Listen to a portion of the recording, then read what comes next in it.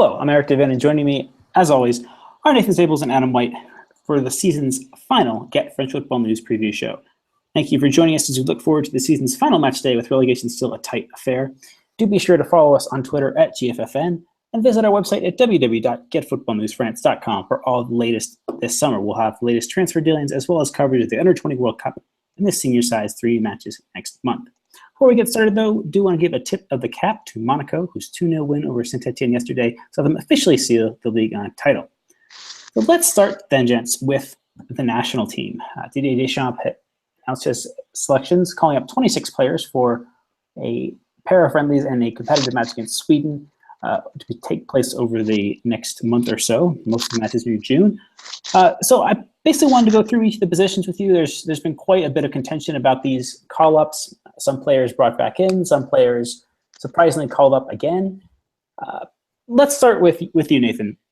Steve Mandanda is injured, so obviously Deschamps is in need of some different options at keeper.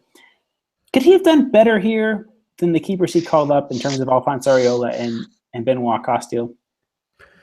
Yeah, I think he can, especially in the case of Alphonse Areola, I think, because he's not played for PSG for a while. He's clearly been the second goalkeeper for the majority of the second half of the season. So it's difficult to justify his position, even though he is young and they still probably expect him to be in and around the international team and really recover some of his form that he'd lost this season. But I can agree with Costil at least, but we'll keep focus on Areola in the sense that Johan Cardinal is an interesting one to bring to the fore. I think he's had a really good season, although there's been little spurts of craziness. But he does, I've said before, he does remind me a little bit, not necessarily as good, but on the same style frame as Barthez. He reminds me a lot in stature, in these occasionally erratic moments, but also his size and his ability to get to his shot-stopping ability. It's really reminiscent of the former French international.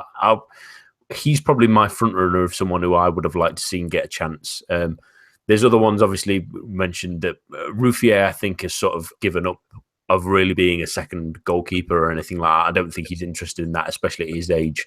He knows he's probably not really going to be anything more than a third goalkeeper, although he deserves to be more than that, but he's not going to get past Lloris, so he's unsurprisingly sort of given way for that.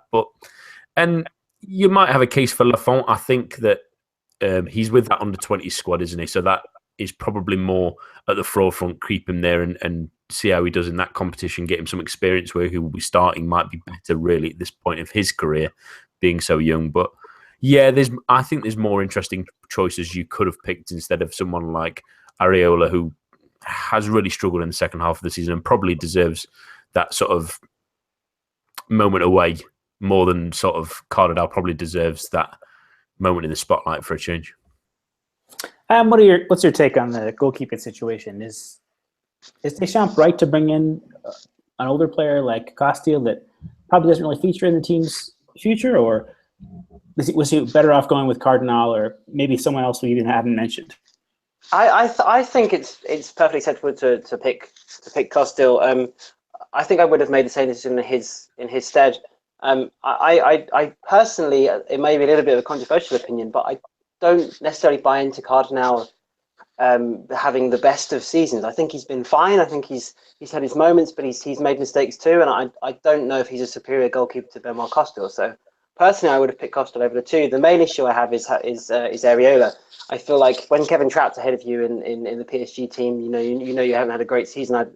I'm pretty vocal in terms of my not dislike, but sort of unappreciation of Kevin Trapp. So I think Areola got to a certain point in the season where he really did make a few mistakes and he was responsible for a few goals and allowed Trapp back into the team and justifiably so, and Trapp's been fine since then. Obviously, Areola's only ever on with the chance of making the French squad, but if Ruffier was keen, I think that's an obvious choice about both of them. But Nathan's absolutely right. I think if his first choice or nothing for him. I know that Mandanda's injured, but you would feel like if Mandanda was available, he would be above both of those players. So, and I agree 100% with Nathan on Lafont as well. I think he's got to go to the 20 World Cup. It's a great team. I think Argentina got a chance of winning that tournament. So I think it's a fair enough decision for Costil. Areola, there isn't too much choice. I mean, maybe Cardinal deserves to be in above him as well, but I think for third choice goalkeeper, it's pretty tight. But I'd go with Costin if I was the Schultz.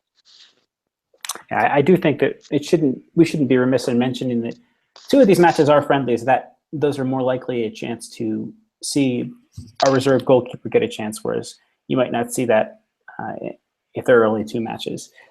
So turning out to defense, Nathan, I guess my two questions immediately looking at the squad list would be Christophe Jallet and Luca Dean. So obviously Sebastian Korsch has been used and reserves and the team a handful of occasions recently. There's also Amami Toure and another player who I know that we've given a decent amount of praise to this season is Kevin Malcuit. He was not fit on Wednesday, but I guess two-part question for you. Is it right to continue to include Jallet given he'll be given his age at the time of the next World Cup? And would Malcuit have had a shot were he fit? Good question. In the terms of Jallet, I agree with the statement you sort of made. I think he, with his age, heading towards the Euros and the World Cup, because you need to sort of have an eye on both of them, really, in a sense. And with the amount of great young players they've got at the moment, I probably would have left him out, really. I don't think he's been that great this season anyway. He's been solid and he's been decent at times, but he's also had a couple of injuries. He's not been perfect at every moment either. So I would have liked to see a younger player get the chance. And that, in the current pecking order, is probably Korsch, because he's still had a decent season for Lille, but I don't think anyone can really cover themselves in glory in that club at the moment. I still think he should probably move on unless the project, which we'll talk about later, really moves on to help build around him a little bit more. You've got a good point, and maybe Malcuit maybe deserves a shot. I'm not so sold myself. I've probably been the one out of us three that's probably been the most critical of him. I'm not convinced of him from a defensive point of view. I think he's great going forward. But at the moment, for me, his positioning is sort of not the greatest. It's been remedied by his speed to get back, which is something that always worries me about fullbacks. It worried me about Djibril Sidibe before he joined Monaco, that he maybe relies on his pace too much, and that's been on show in the higher quality games that we've seen this season in the Champions League and against the bigger teams. That's really come to the fore that he's been exposed in that situation, and that's what I would worry that would happen to Malcuit as well. I think it's a little bit too early for Amami Toure as well.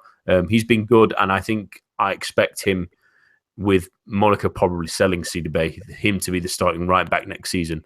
And I like him a lot, but I think it's probably too early for him to be called up, really. But I'd probably put Korsch in the squad, in all honesty. I think Malcuit, if he carries on if he has another excellent season at Saint-Etienne, and probably, for me at least, improves his defensive abilities a little bit more, I think he has a shout. But right back is a real, still problemish area, especially from a defensive point of view for these two. But for France, but Korsch is my pick. Yeah.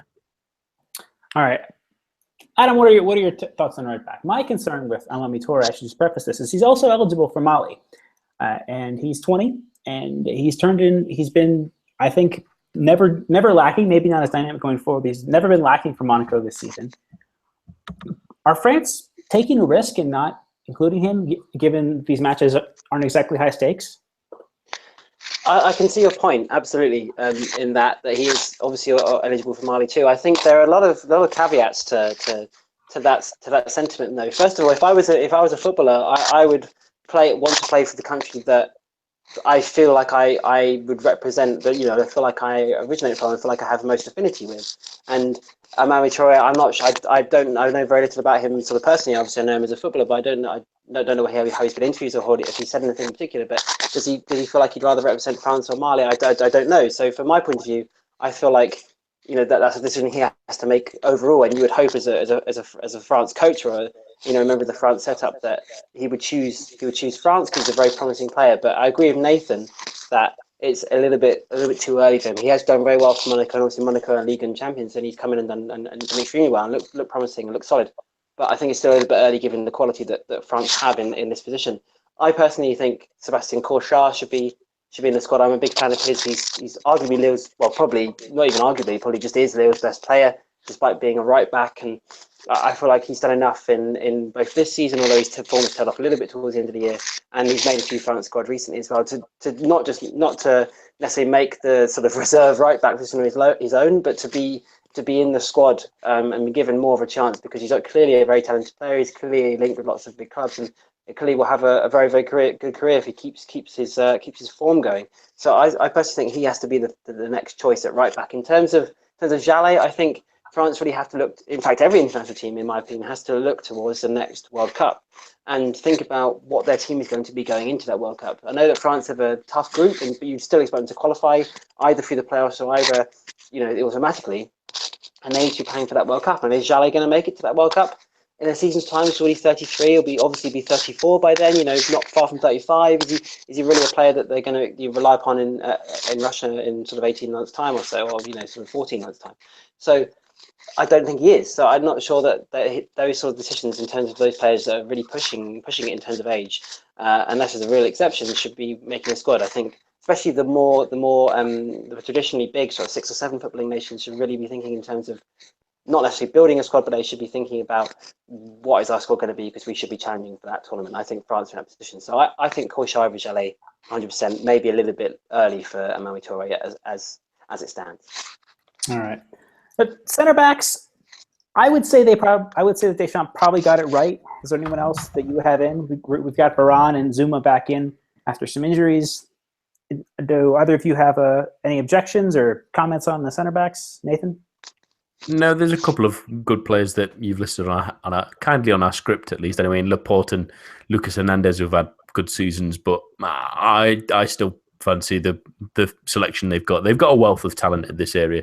They've got loads in the under-20s as well. They're really blessed in this area. So I don't think you can get it really wrong in this position at the moment. Out of all of them in the squad, I think you can get this one pretty right, regardless of what sort of combination you go for, unless you miss out one or two of the really, really quality ones, in all honesty. Adam, similar sentiments, or? A little bit. I have one major gripe with this position, and it's Loic Perrin. I personally think Loic Perrin is one of the most talented, most sort of fearsome, if you like, very aggressive kind of player, very solid kind of player that one of the best centre-back France have at their disposal. And I think it's incredible he's never actually been capped. He's made the squad a few times and been in and around the squad. But for me, if I'm looking at France centre-backs, he'd be starting. There's a little caveat to this that I've never been a huge fan of Koscielny.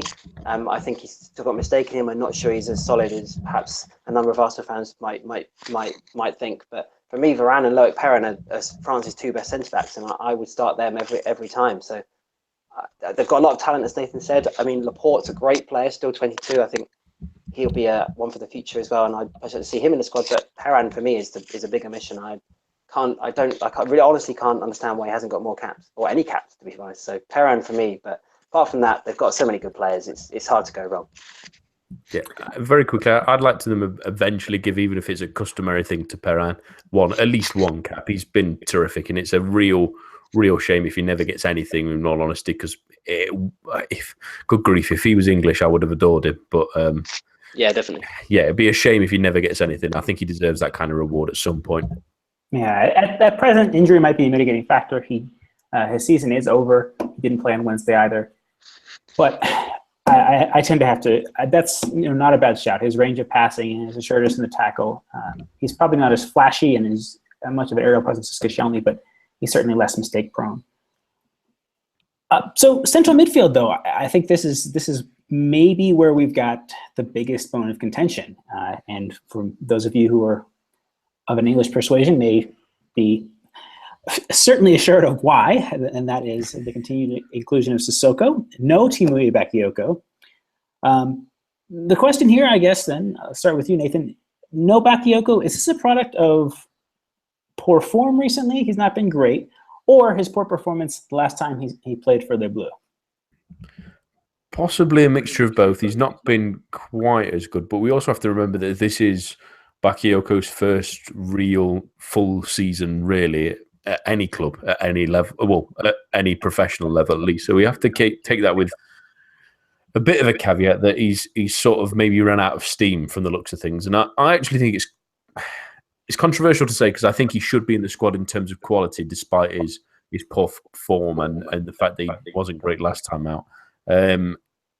I think that it's probably good enough to give him a rest at this point and allow him to recover because he looks knackered. He didn't play in that game on Wednesday, which isn't entirely surprising. They didn't really need him in the end either.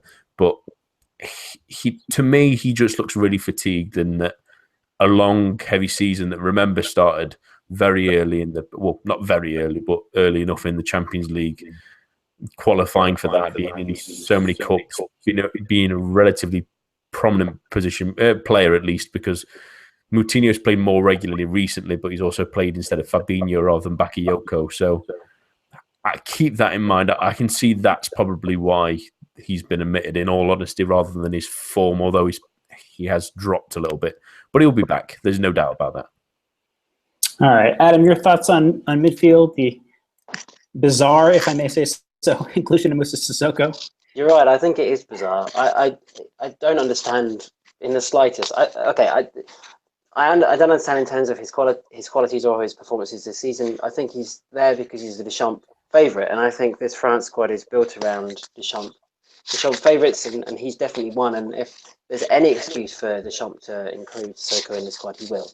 And I seem to think he's found one here. Perhaps Bakayoko is tailing off in form a little bit. Lassana Diarra is a big part of the squad this time last year. Obviously, he's completely out of the picture now. So there's a little bit of a space in that midfield. And obviously, I'd still have Bakayoko in there ahead of Sissoko. It's a slightly larger squad as well, 26 men rather than the 23 players. Perhaps is a bit more standard, especially for tournaments, obviously. So I think there's a little bit of a gap. If he goes ahead and starts him, I honestly don't know where the thought process behind that. I just a little bit of a point on this issue. One of the guys at the Ligue 2 analyst, Will Gain, who was on the pod a couple of weeks ago on the Ligue 2 special, he's a big Palace fan, and he's been saying that Yohan Cabaye has been especially exceptional for Palace in his last sort of 3 or 4 months. So maybe if he moves back to France this summer, there may be even a place for him in over the next sort of 6 to 8 months in the team. So you've got to make the France, even with Kondogbia, Schneidlin, there are players there that there's a lot of quality and a lot of competition, and I agree with Nathan. Sissoko is a big surprise to me, but there's a lot of competition, and I think Deschamps perhaps picks the best squad based on the way it works socially, perhaps, rather than the best 23 players. So I think that's why he's in there. Can I just say as well on the Sissoko point? I think it's a joke that he's in the squad. In all honesty, I think he's an atrocity. I know that might be putting it a little bit harshly, but he's been abysmal this season. Anytime he's played on the field, and he's barely played anyway. There was jokes on Twitter that the first part of the Tottenham stadium they started tearing down was the bit where you tend to see Moussa Sissoko, which is in the opponent's half, not really doing anything in the kind of midfieldy area. He's been atrocious. I mean, what a slap in the face to players like Bakayoko, who does sort of deserve a rest, and someone like Sanson, who's been an excellent season, maybe he deserves a call up. There's loads of interesting young French players that maybe deserve that step up. I think it's shocking. It's an appalling piece of management, and the further away Sissoko goes from the squad, soon enough the better, really, because he's a black mark really on Didier Deschamps finally sort of picking the players that deserve to be in this team, and he absolutely deserves to be absolutely nowhere near this club. Yeah, I think the other question too is that the question is Bakayoko is not cap tied yet. The match he played for France was a friendly. He's still eligible for the Ivory Coast through that. So Deschamps could be playing with fire here in terms of not selecting Bakayoko. If it is fatigue, fine. But these matches aren't for another couple of weeks. We've still got another round of league fixtures. If Bakayoko doesn't play at the weekend, the Coupe de France, it's not as if he's convening the squad tomorrow. It's a really bizarre step from me. And I do appreciate the mention of Sanson. Again, with it being a larger squad, I think that he's another player who could be worth a look in, perhaps getting a half in one of the friendlies just to see what he's all about. I think his assist numbers for Marseille and Montpellier this season speak for themselves. Again, he's another player who's tailed off a little bit, but he's had to deal with some pretty catastrophic injuries in his career, and that could be a mitigating circumstance as well. But speaking of squad harmony, let's turn our attention now finally to conclude this section on the attack. Karim Benzema once again excluded, and Didier Deschamps in a press conference was quick to call the Real Madrid forward "quote unquote" pathetic after it emerged that there was a meme of Deschamps being eluded by Benzema in a little Photoshop mix-up. Adam, your thoughts on the Benzema situation and the rest of the attack? Anybody that doesn't deserve it, or do you feel is missing? Firstly, I think on the Benzema situation, I think it's gone. It's jumped the shark a little bit, hasn't it? Now in terms of whether Benzema is ever going to have a chance with France under Deschamps. The falling out is sort of reached peak levels, and I think it's all a little pathetic is kind of the right word. I'm a little bit disappointed that it's sort of descended into this sort of not name calling, but like it's a little bit silly, isn't it? So I think Benzema's involvement in France is days are numbered. With Deschamps in charge, I don't think he's ever going to get back in. And it's all a bit silly. But in terms of the strikers, I'd like to see Kevin Gamiro. I think he perhaps has a chance. I like the Lacazette's back in the squad again. I think Lacazette's a player that's massively been overlooked by France, and particularly Deschamps. And especially if he moves on this summer, we could see him playing Champions League for one of the biggest clubs in Europe. And I think he's an extremely talented player and really reaching his prime almost. So I think he could be that central striker that they build their team around. With Giroud, not necessarily being consistent. I know that Mbappe has to play up front. So if he wants to play 4-4-2, perhaps they could play together. That'd be a very exciting setup, and I think that suits Mbappe as well. I think he one of the reasons he thrives so much this season is that he's played with Falcao, with Germain. He's got a foil, he's got someone to play off, he's got someone to run beyond. So I think that suits him. But I always see these lineups on Twitter and perhaps a few other examples on websites where people pick a sort of a first-race France team, and Mbappe's always moved out wide to accommodate someone. I think Mbappe is a striker. He looks like the old style, the old Ronaldo. And he has to play up front for me. So I would hate to see them start the first game of these three with, Giroud and then Mbappe on the wing. I think that's really crucial from my point of view to play Mbappe up front as a striker, even if it's on his own. He has to play there. Like Lacazette, as I said, I think, there are a lot of players that kind of dropped out. Fekir, Coman, Gignac, Martial, Ben Arfa, all have dropped in form this season. So I can understand their exclusion. But Gamira is the only one that a little bit frustrating. But given the wealth of talent in that position, it's not too upsetting. All right. Nathan, your take on France's attack.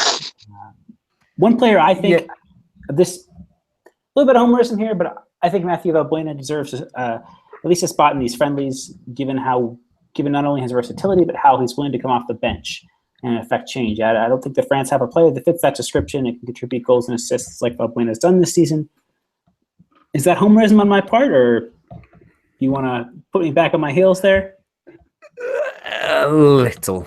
I think if we're arguing that other players in this squad that have been okay, that are maybe a little bit old, don't deserve to be in this squad, he's probably just fitting in that category, despite I think he's had a really good season. And you make a good point that he could make an effective change off the bench. But I also think that if you bring him back in, it brings back the Benzema question, which I think France play better without him anyway. And does Valbuena really add much that you can't think of all these other young attacking players bring? I'm not so certain, other than experience, in all honesty. And that's maybe being a little bit harsh, but they are really, really stacked in this area. I think looking at it, I think most of them deserve to be in there. The only one I would possibly question, and it's great to see Lacazette back, although would I have dropped Gamira? I'm not so certain. I want to make a slight case that Payet's maybe a little bit lucky. He's not had the greatest season, half season in Marseille. He's not put up great numbers. He's not been as involved as I thought he would be. I think Tovan's quite clearly overshadowed him and probably deserves to be in the squad over him, even though they're both in there. So maybe he's looking over his shoulder a bit, because a lot of the players in those positions have to remember it doesn't really matter what you've done before. There's so many quality players in those areas that aren't on form at the moment. There's a couple that are on form in the moment that you could quite easily chop and change this and not really diminish the quality of the attacking threat they possess. So maybe Payet's a little bit lucky. in all honesty. And if you're making the case that maybe Valbuena maybe could have slotted in there, there's a couple more as well. And when you look through the sheer enormity of players in these kind of positions they've got, but yeah, I think he's a little bit lucky. But Valbuena, I think he's maybe a little bit too old. It's maybe come 2 years too late. Yeah, and what you're saying there with Payet is sort of where this dovetails in for me. I think that obviously Payet, again, I think it's a matter of Deschamps picking favorites. Payet had a couple great matches in the group stage in year 2016 and same team in the tournament. And after being himself in the wilderness for quite a long time, I think that put him back in Deschamps' good graces, and it's hard to turn that around. So I think a frustrating situation there. But again, as you rightly say, Payet, again, maybe deserves his place in this spot. I don't think, though, that he deserves to start. I'd rather have Thomas Lemar there. And just to wrap this up, Adam, what's your take on that? I would like to see.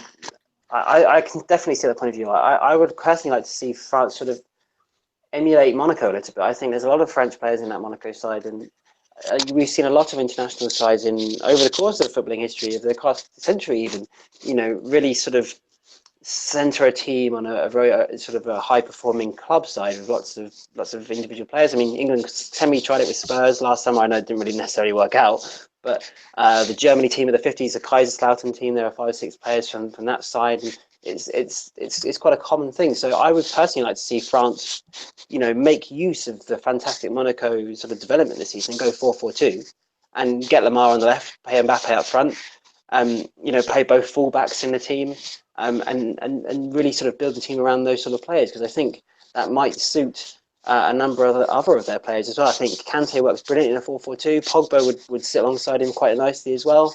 Griezmann would suit a 4-4-2 alongside Mbappe. I think it's the perfect formation, and they've got like the blueprint there. So I think using that success of Monaco would be a really good idea. And I don't know that it'll happen, because I think obviously Deschamps got his own ideas, and it has kind of morphed into 4-4-2 as Giroud and Griezmann last summer. So there is that opportunity there, but I'd build it around the Monaco team, and I'd definitely have Lemar starting. I think he's been fantastic this season, and when you look at Matuidi, how poorly he's been playing this season, I think Rabiot's overrated. I've mentioned before on the pod, I don't know that he necessarily deserves a place in the squad.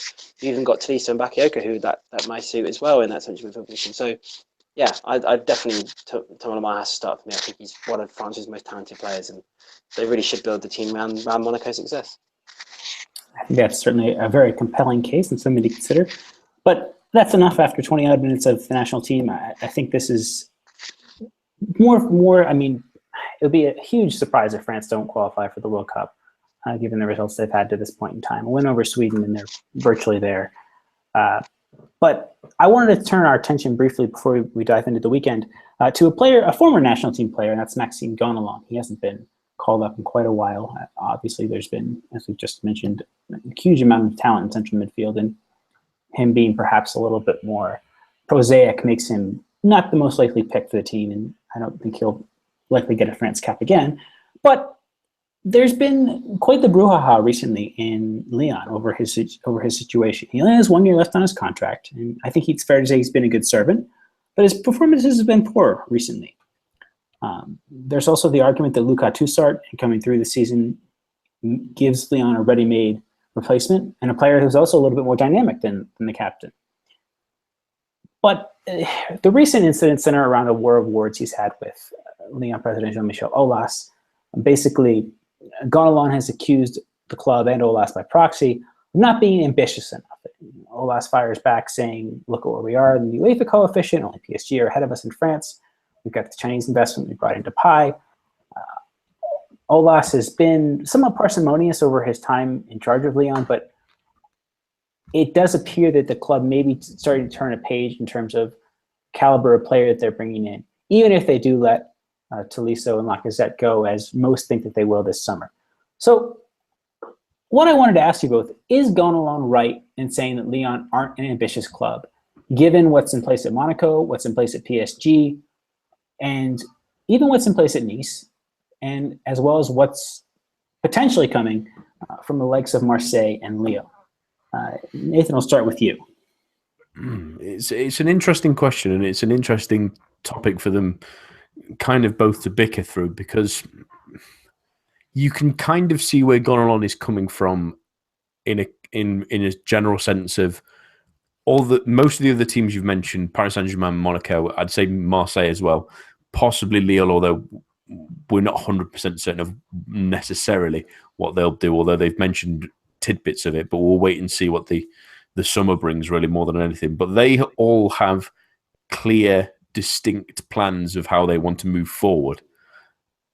Lyon, at this moment in time, especially because it looks like you mentioned, it looks like Lacazette's going, it looks like Toliso's going, because they're selling those big name players. What's the plan forward from that is maybe what Gonalon is questioning. Why are they selling the big players? Okay, Lacazette, we've expected this to happen, and really this is his time to leave. Toliso, I think you could probably keep on hold of him. If you could keep hold of Lacazette, you can keep hold of him for another year. That's probably where he's starting to argue where's the ambition at. They bring through excellent young players. That's no doubt. Toussaint's been excellent this season as well. Is another one that sort of brought through, and Diakabe as well. But yeah, I can see the point he's going for. The Depay transfer was maybe a statement of saying we can purchase players still, and I still think that was a decent deal for them to get. But this summer is going to be really important for them, making sure that Lacazette's replaced properly, whether that's with someone they already have or supplementing that the space he'll leave with another young player to fill in the gap behind the players that should move forward. But Tolisso is a much more difficult player to replace, in my opinion. They don't have a ready-made replacement for him. His quality is going to be so difficult to replace immediately that they need to do something about that. And that's not addressing the fact that they've got a leaky defence as well, that they maybe need extra cover elsewhere. That's probably where he's getting at to the root of this issue at the moment. I've gone along arguing against it that, yeah, when you look at the other teams, Marseille's maybe a little bit more like PSG's old style. Lyon's is probably more reminiscent of Monaco's. Nice is a little bit more uncertain because there's a lot of rumours that players aren't staying, players are staying, managers even leaving. So theirs is a little bit more up in the air at the moment. But yeah, I think the gripe for Gonalon is they don't have a clear plan. Are they not ambitious? I'm not so sure that rings true, but it's almost a statement from him to try and say, well, let's see what I want to know what direction we're going in. But again, that we discussed this on Twitter the other day, Eric, that does he stay? I think if you get a good offer for Gonalon, you could sell him quite easily this summer. Because he's not quite at the level he was, but you're also at the same time not earning as much as you might have done 18 months, 2 years ago, which you would have got a lot more and maybe rebuilt better around him if you although you obviously can't see into the future and you couldn't see Toussaint coming, but if only hindsight was available, it would have been excellent. But yeah, I think that's where the root of the problem lies, and that's the root of the problem where Lyon need to solve this summer is not just having actions, but it's having a direct, obvious plan to move forward. Adam, again, I think Nathan has a good overview of things there. I don't disagree with what he's been saying, and there is two sides to this coin. But the fact of the matter is, this is a team that won 7 titles regularly in the knockout rounds of the Champions League. Is this a reaction to a new financial reality in world football? Or, again, is Gonalon right? I don't think he is right. I think it's a really odd thing to do from Gonalon's point of view, because I think it's almost like he's a little bit jealous of the success of teams like Nice and Monaco, and perhaps the situation at Lille developing as well. I'm very surprised by this, because especially as he's had such a poor season, it's not like he's been carrying the team, and he's not like he can say, "I'm here, guys. I'm giving 100%. I've been brilliant this season. We've only finished 4th. What's the deal?" I don't know if he's really got the sort of footballing capital to make this kind of statement. It's a very odd one. I think Lyon are an ambitious club. I think Orlas is so ambitious. He's one of the most ambitious presidents in European football. He clearly has his eyes on the very top level as their budget will allow.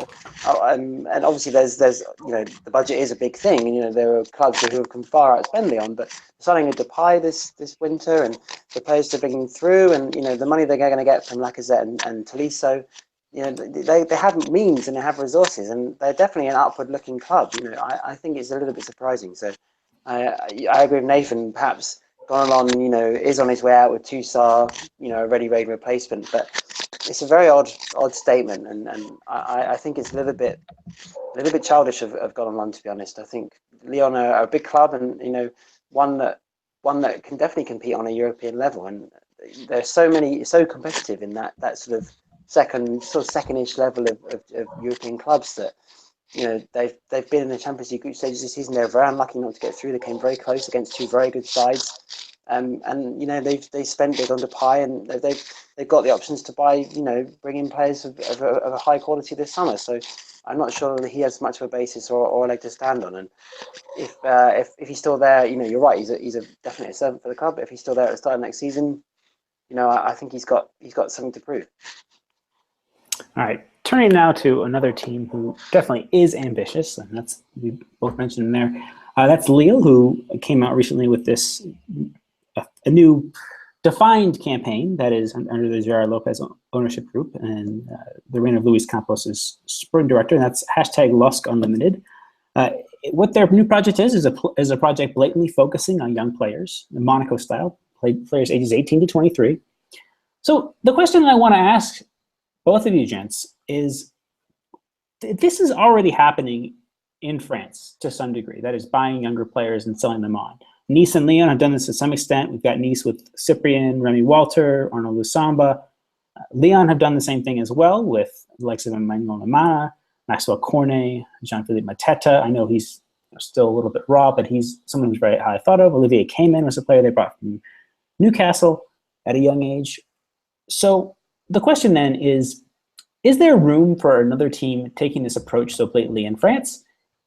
And if so, is the amount of young talent that France is currently producing something that you see continuing? Nathan, to start with you.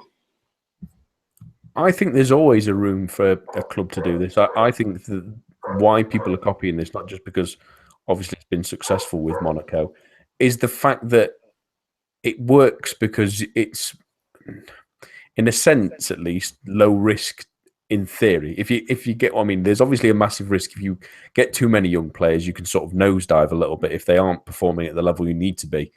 But at the opposite end of the scale, if you get two or three, well, even sometimes one turn out to be a really good player, it completely bankrolls your team for the next season. You can then try it again, and then if you get another two or three players that end up being good enough, then you're building a squad, and that's kind of how this approach seems to work.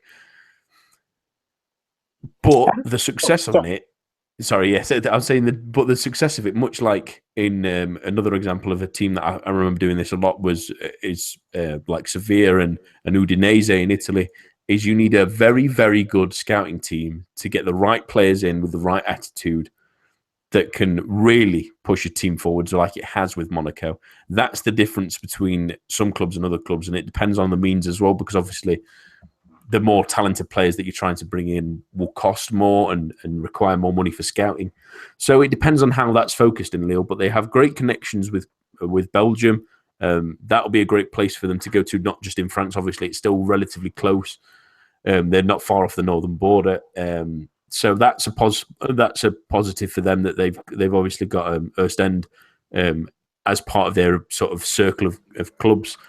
They've been successful in the past in doing it. So Hazard, they've had Payet through the door and sold on for good sums of money. Divock Origi is probably a more recent example as well. They've had experience of doing that, so they've got at least a partial bit of that network already set up.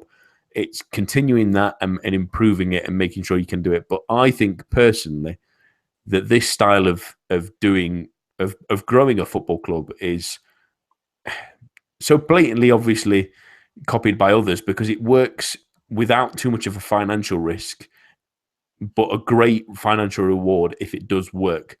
The only worry, like I say, is if it tanks. But the good thing of that sort of club is they've got so much money and so much resources backing them, hopefully, at least from Gerard Lopez, or at least it seems that it's unlikely that it's going to absolutely collapse in upon itself, at least. So, yeah, I think there's definitely a chance for it. And in terms of France continuously turning out this talent, well, they're doing it at the moment, and that's because of some great coaching and some great systems like this. I think you possibly might hit a lull at some point of maybe a year or two where you don't get as many great players, but that's systematic of every country, really. So as long as there's good coaching, there'll be good players. And as long as there's a good scouting network, they'll find them. So, yeah, I think it's a great approach to take. And I think more clubs, if not every club, I know it might sound a little bit crazy, but more clubs should take this kind of approach, especially to grow a football club. Yeah, I think we should remember, too, that it's not as if Monaco have hit a home run with every player they've signed. I mean, Elder Acosta, even Caballero, Adam Traore looks to be a busted flush at this point, Corentin Jean, Paul Nardi. I mean, there's a long list of players that haven't exactly panned out for Monaco. So you're probably looking at playing the odds. Adam, your thoughts on this before we turn to the weekend's matches? Yeah, it's definitely very comprehensive. I was following this on Twitter yesterday, and if you follow Lyon on Twitter, that their timeline was completely dominated for quite a long time of Mark Ingler and Campos, talking about this. Well, the main issue I have with it is that it's a little bit too sort of not formulaic, but a little bit too. They treat it as very straightforward. Like they sort of talked about having sort of calling this Lusk Unlimited hashtag, or the tag that they seem to have for the new project is a little bit sort of, I don't want to say plastic, that's a bit harsh, but it's a little bit much. Yeah, it's a little, yeah. And the fact that they're sort of calling the two groups the Bielsa like senior group Pro 1 and then like the youth group Pro 2, it's just like, I think the thing with football is that this is kind of asking for trouble. Like, I really want this to go well. I think it's a really interesting idea. There's some really good ideas involved, but they're sort of every situation with every player they bring in and every sort of situation that arises needs to be taken on its own merits. It needs to be treated in an individual set of circumstances. And it seems like they just want us to have a production line of players. It's like, we're going to bring in our players, we're going to sell them on, and it's going to make us, you're going to bring us more funds, and it's going to work, which is, you find to be confident, but it doesn't pan out like that. They need to be far more sort of humble about it and a little bit more considered and perhaps a little bit more sort of, well, this is our plan. We're going to see how it goes, and we've got some ideas, but this may evolve. It seems a little bit sort of that they've really planned this out, and this is what's going to happen in this order. And I think that's a dangerous thing to do, because it could so easily go wrong, and it's a little bit asking for trouble, because if it doesn't go as they planned, they're open to criticism, and it sort of all starts to fall apart a little bit. So I think it's a great idea, but they need to sort of dial it down a little bit, perhaps in certain areas. But it's exciting, and I really look forward to seeing how they plan to be able to next season. And it's worked for other clubs, and who says it can't work for Lille? Perhaps, but they just need to be a little bit more considered in the way they go about things, perhaps, for me. All right, so turning our attention now to the matches of the weekend. Adam is making a late run for the title, Arsenal style. Oh. If the top four is a trophy, right? He's now 2 points back of me. I have 79. He's got 77. Nathan's on 63. 2 matches to look at this weekend, so ample opportunity to catch that. We've got Nancy, Saint-Etienne. Adam, let's start with you. Saint-Etienne have been strongly linked with Antoine Kombouaré as a replacement for Christophe Galtier. He is a manager who's got a good reputation for managing young talent. But does that mean that Saint-Etienne are looking up at blowing up what had been a somewhat veteran-laden squad in recent years? Injuries have been a serious concern this season, but for me, this team still should be on the fringes of Europe next season, even with potential improvements at Lille and Marseille. What's your take on Saint-Etienne's potential evolution? Yeah, I think all those points you raise are interesting things that they'll have to consider going forward. Kombouaré's clearly been earmarked because of his his good reputation bringing through young players, which I think, as Saint-Etienne mentioned fairly recently, that they're the only club in the top sort of 6 or 7 in France that are completely French owned, and they're lacking resources, they're lacking in funds, and they're lacking in investment to really push on like the way Nice have and Marseille have and Lille will do as well.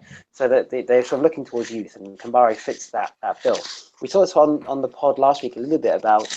I think I said I didn't want them to go for like the sort of standard French manager, and I know that Kombouaré doesn't necessarily fall into that category, but he's not too far off. There are a lot more exciting names mentioned. I really feel like he's done a great job with Gangon this season, and he's not necessarily deserved to be sacked when he's a PSG manager. He did all right with Lens in a difficult situation too, but I don't know that he's the revolutionary change and the real sort of exciting appointment that Saint-Etienne, in my opinion, really need. They've sort of talked about a lot of other managers, and there's a lot of names in the frame. I know that there's been a lot of rumours about Claude Puel being asked if he was, keen on the job this week, and then him turning it down.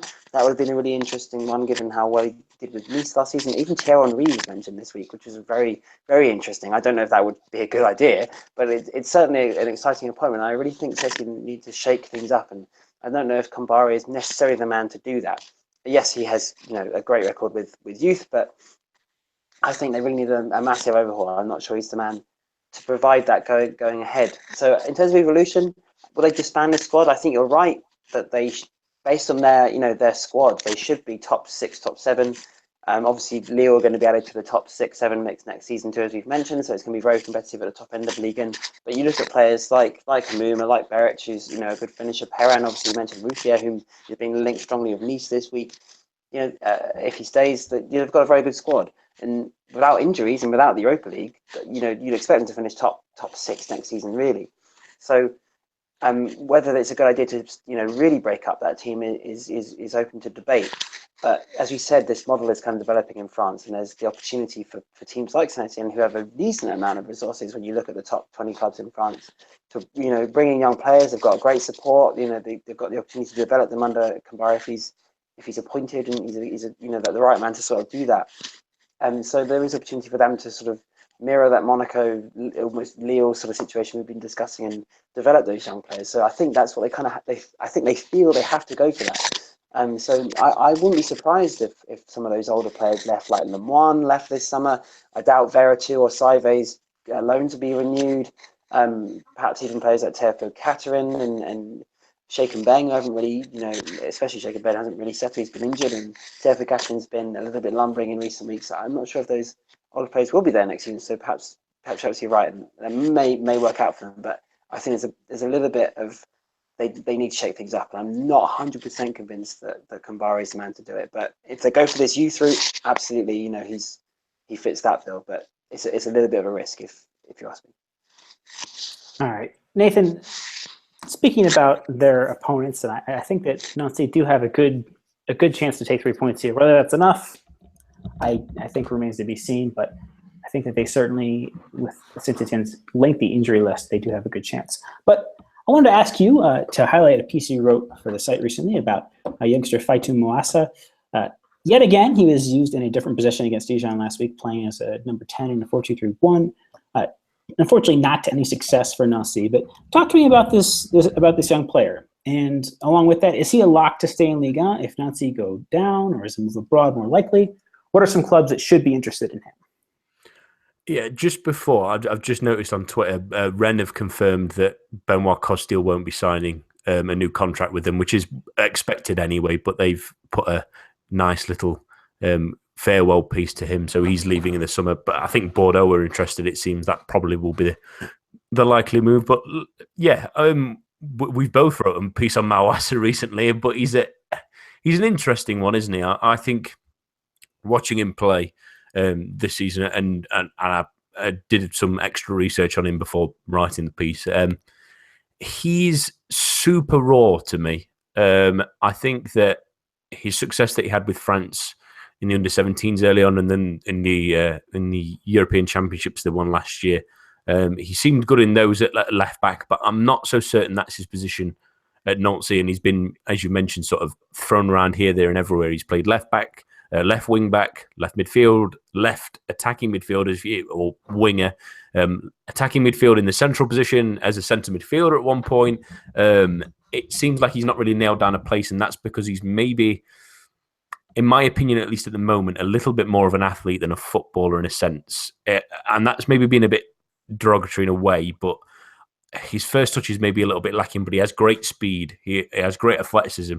He is quite good in the final third, I think, at crossing the ball, and his little through passes are really nice as well, and he's willing to get in the opponent's box, and I really like that about him. But he's maybe a little bit one-dimensional in his dribbling ability, maybe tries to knock it past players and use his pace more often than not. And against better teams, that's seen him sort of nullified a little bit too easily for my liking in attacking areas. But at the same time, we're also talking about someone who's probably played left back more often than not during his.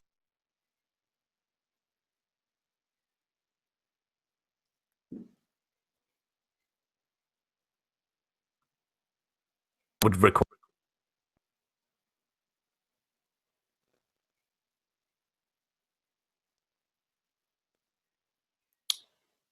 Nathan, are you there?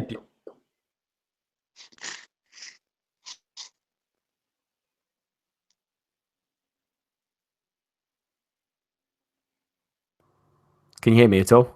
Yes, there we go. I don't know what happened. But yeah, if they stay up, I'd like him to stay because he definitely needs some polishing yet before any kind of bigger move. If they do go down, there could be a number of teams that will be sniffing around him. I think with his athletic abilities, teams like Bordeaux, maybe a Lille in that sort of project, he kind of fits that mold a little bit. But personally, I think maybe a step in between that, maybe a Guingamp, maybe Saint-Etienne. I know they're a little bit higher up, but that kind of club is probably the next step for him. So he might not play all the time at any of those clubs, but that might be the right step for him to finally sort of find his niche and his mold. I think he's probably best as a winger if he improves his dribbling. I think his crossing ability and the like is his best part of his game. I think sometimes his passing overall can be a bit lost in central areas unless he's going to play as a number 10, and I don't think he's quite good enough to play there. But I like him, and he does need some moulding, though, that's for certain.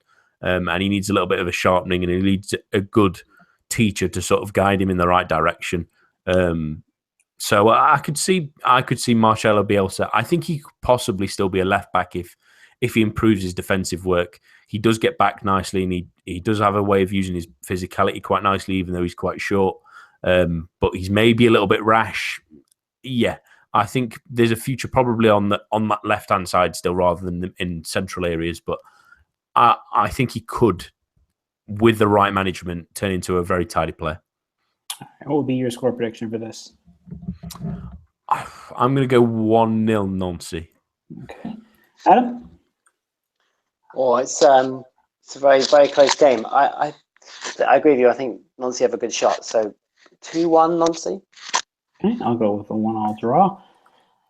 Our other match involving a relegation threatened team, I wanted to speak about Toulouse hosting Dijon.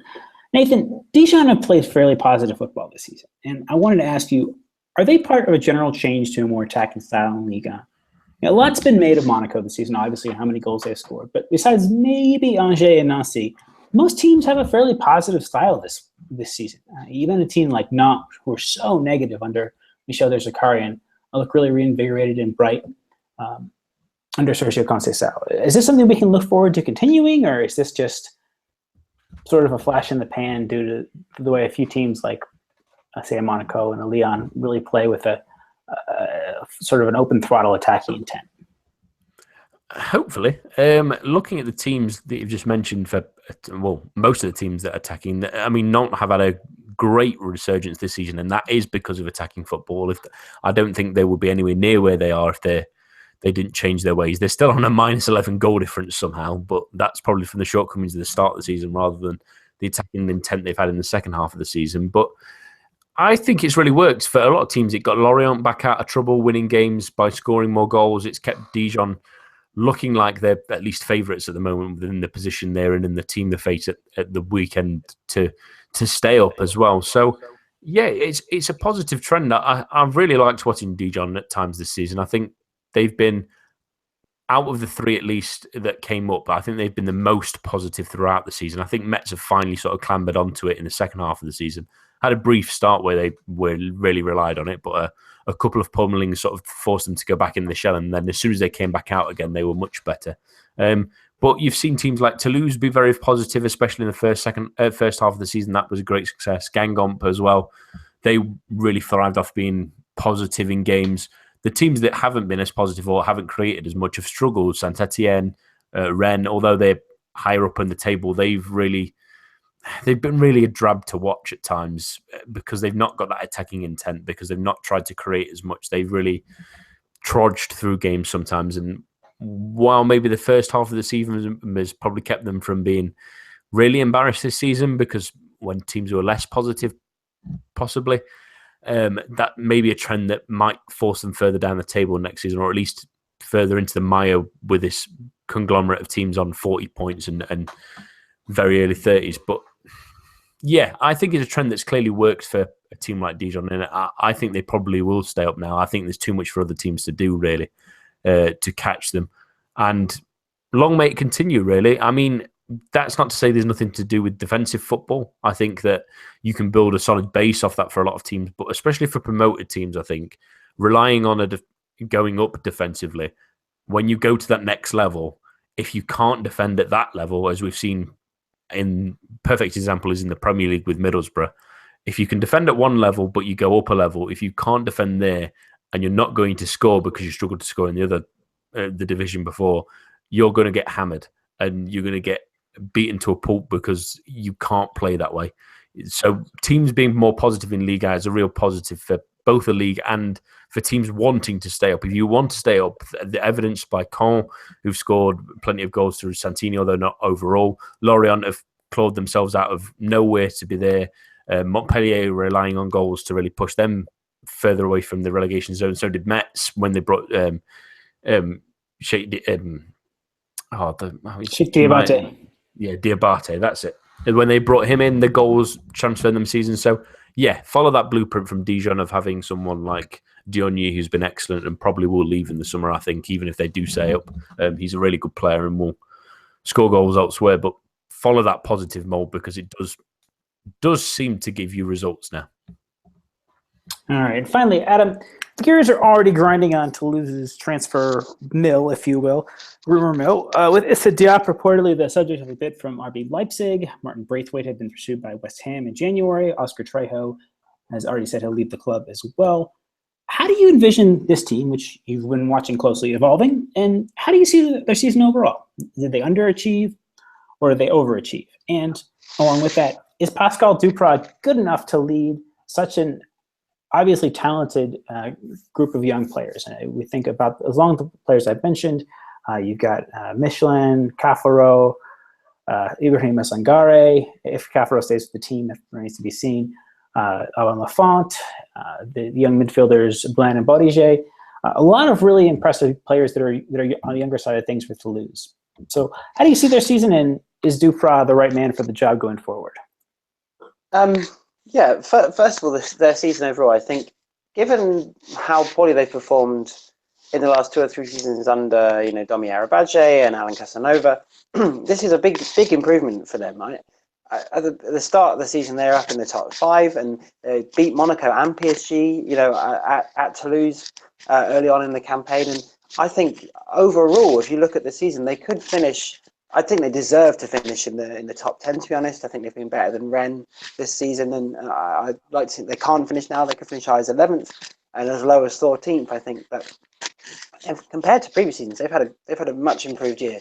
And since Dupraz took over, if you look at how well overall they've done since he took over, they've been much improved. So I think, although their season kind of promised quite a lot and perhaps it didn't deliver because they started so well and have tailed off, and their away form's been overall pretty poor, maybe a little bit disappointing. But if you look at it as a whole, they've been very, very good this year by comparison to how they have been. There's life back in the club. The attendances are up. They're bringing through young players. They've signed Law for what is for Toulouse, €6 million is a lot of money. They've got some exciting times ahead, and they've got some really good young players coming through and a decent squad to build them around. So I think, yes, their season could have gone a little bit better given how it started, but if they do finish 11th, which I think they deserve to do, I think they're better than Angers, Metz and Lille by quite some distance in terms of how the season's gone as a whole. Then that would be a great return for Dupraz's first full season in charge, and they've got the opportunity to build from there. So I think it's definitely a positive overall. In terms of how their squad evolves, is definitely the key issue for them, obviously, going forward. Oscar Trejo is a huge miss the next season, and the fact that he'll be leaving will be very, very disappointing for the fans and for Dupraz himself, because since November time he was a little bit injured, but since he's come back, he's been absolutely brilliant. I think he's been playing in a variety of positions, attacking midfield, central midfield, on left and right wing at times, and he's arguably holding that midfield together to some extent. He's been underrated in terms of how important he's been. So he'll be a huge miss, and they'll need to replace him somehow.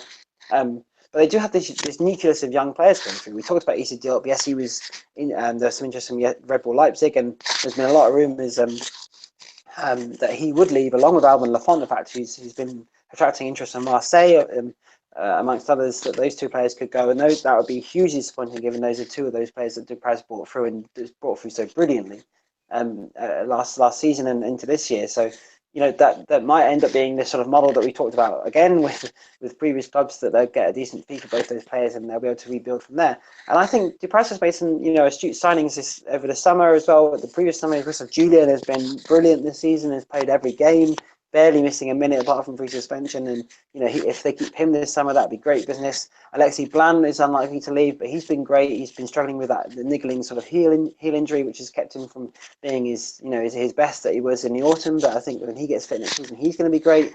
Bodegues, I'm a big fan of his. He's sort of been in and out of the team, but he's very, very good. So there's a nucleus of young players to build the team around. The Law is clearly a marquee signing that they'll keep for some time going forward, and at least they'd hope to.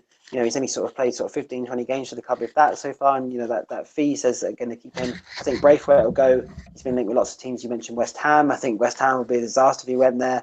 It seems to have come to the point in his career where he needs to move on. But I think they'll keep Jean next season, perhaps, if they can. So I think there's a nucleus of good players. I definitely think Dupraz is good enough to develop those players and astute enough to get the best out of those players in both a tactical and sort of an emotional sense as well. He's a very, very good man manager and motivational manager as well. It was a brilliant. He's clearly popular with the players and the fans. There was a brilliant sort of sign amongst the Toulouse ultras a few weeks ago that said Dupraz for president, which may be a little bit far, but I think it shows his impact on the club. So I think Toulouse have had a very good season. They've got a very good nucleus of young players. Hopefully, they'll keep a good number of them over the summer.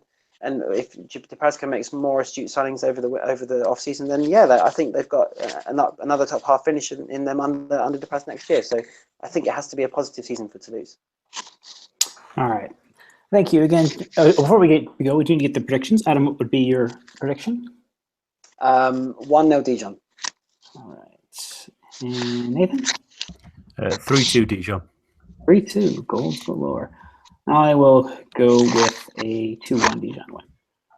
All right, thank you again, gents. It's been a great season. I've enjoyed being with you for the last 10 months. It's been a long, long football season since Monaco, Saint-Etienne, and Lyon kicked off back in July.